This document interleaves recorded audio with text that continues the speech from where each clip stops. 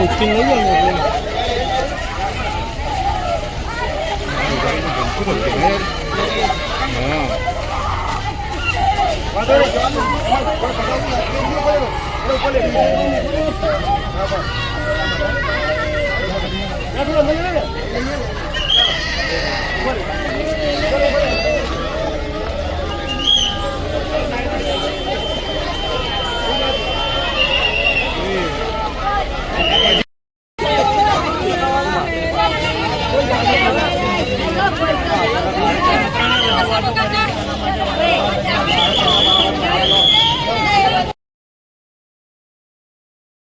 એક 35 વર્ષની મહિલાનું જે અવસાન થયું છે ખરેખર દુઃખદ છે.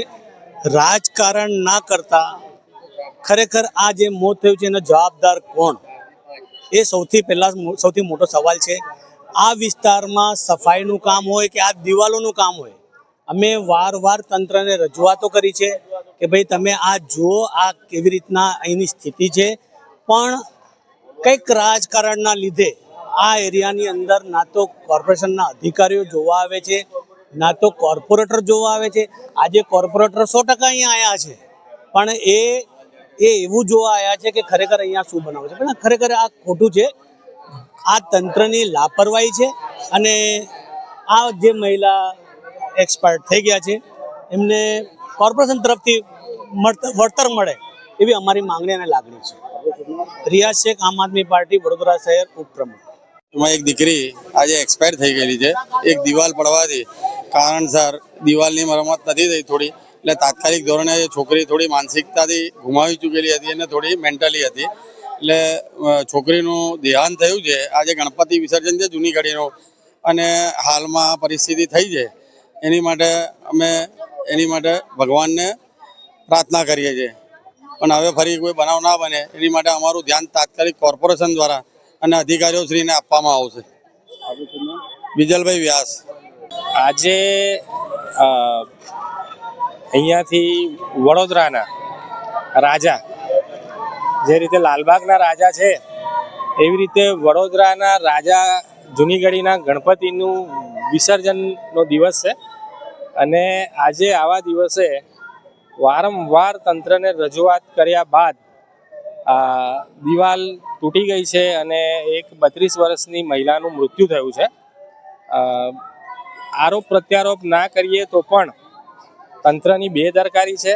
જ્યારે પણ આ રોડ પર સફાઈ કરવાની હોય ત્યારે વોર્ડ નંબર 14માંથી એવું કહેવામાં આવે કે આ 5 નંબરમાં આવે છે, 5 નંબરવાળા કે આ 14 નંબરમાં આવે છે. એટલે હવે જે રીતે ભાજપ સરકારની નીતિ છે કે ઘોડા ભાગી જાય પછી તબેલાનું રક્ષણ કરવું, એવી બધી ઢાંક પીછોડ થઈ રહી છે. પણ આમાં જ્યાં રજૂઆતો કરવામાં આવી છે અને જે લોકોને કીધું છે અને એ લોકોએ કામ નથી કર્યું, એ વોર્ડ નંબર 14ના વોર્ડ ઓફિસર હોય કે વોર્ડ નંબર 5ના, એની પર હત્યાનો ગુનો દાખલ કરવો જોઈએ એવી મારી એક અરજ છે. મારું નામ જયેન્દ્રસિંહ દશરથસિંહ ઠાકોર, વડોદરા શહેર કોંગ્રેસ મહામંત્રી.